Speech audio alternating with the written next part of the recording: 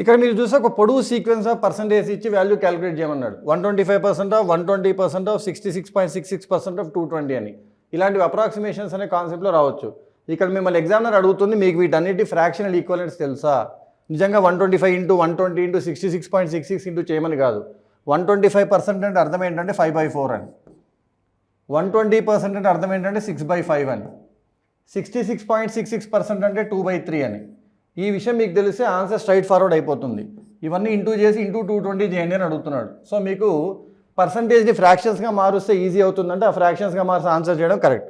ఇప్పుడు ఒకసారి చూస్తే 5 క్యాన్సిల్ అయింది, 6 ఇంటూ 2 12, 4 ఇంటూ 3 క్యాన్సిల్ అయిపోయింది. సో ఇవన్నీ క్యాన్సిల్ అయ్యి లాస్ట్కి ఎవరు మిగులుతారో ఓన్లీ 220 మాత్రం మిగులుతుంది. సో మీ ఆన్సర్ 220 అని పెట్టి నెక్స్ట్ క్వశ్చన్కి వెళ్ళిపోతారు.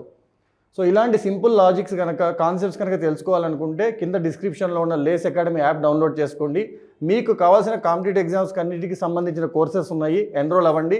ఇంటి వద్ద నుండే మీ ఎగ్జామ్ క్రాక్ చేయండి. Thank you.